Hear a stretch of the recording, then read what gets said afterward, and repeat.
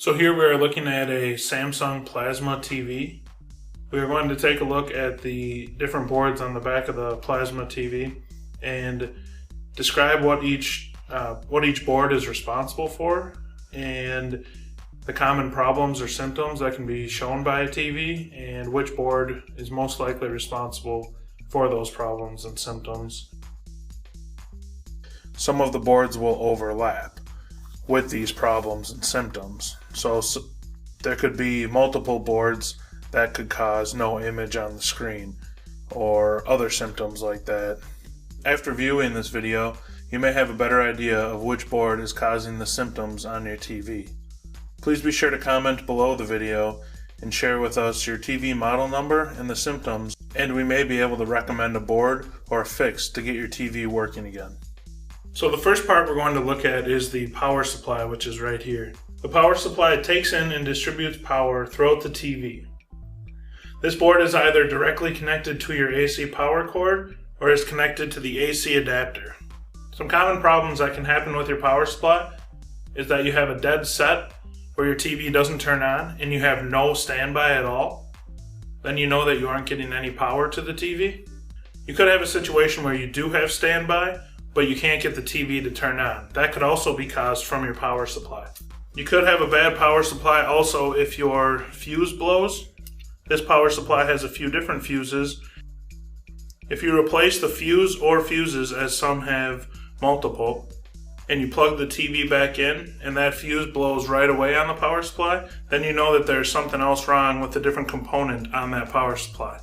The main board, which is located over here, typically manages your accessory inputs and outputs and houses the TV tuner. So this is what sends the signal from your HDMI ports, your RCA connectors, your VGA input. All your different inputs go through here and then are connected elsewhere on the board to get the picture on the screen.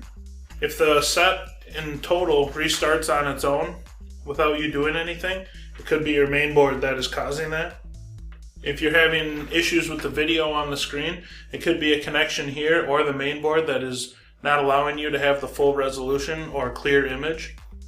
And again, if any of these inputs don't seem to be working with your TV, it could be a bad connection here. The first thing I would recommend you do is take your source video. So let's say you have a Blu-ray player connected to this HDMI port.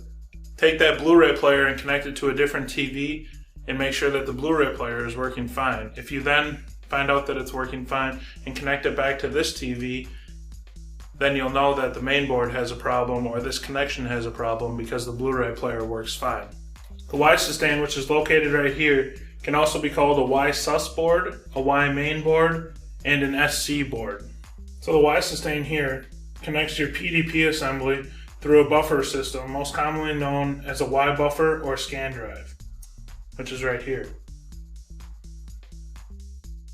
Some common symptoms of a bad Y sustain: the TV shuts down and power cycles.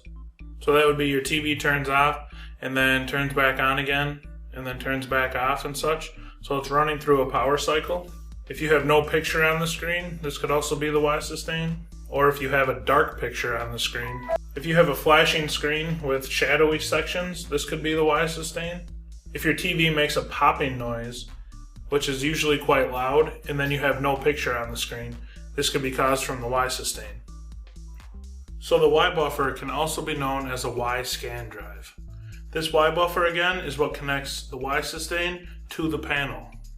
These orange colored connections right here are built into the actual TV panel and then are what connect to the Y buffer. So if you have a problem with any of these ribbon cables here, they will not be repairable as they are connected right into the panel. A common symptom of a bad Y buffer board is if you have black horizontal lines running across your entire screen. They would run all the way from one side to the other. Over here we have the X sustain board. Some common terms for the X sustain board is X sus, X main, Z sus, Z sustain, and SS board. Some common symptoms that your TV is showing that could be the Z sustain is you will typically have a picture of some kind on the screen, but it tends to look very red or purpley.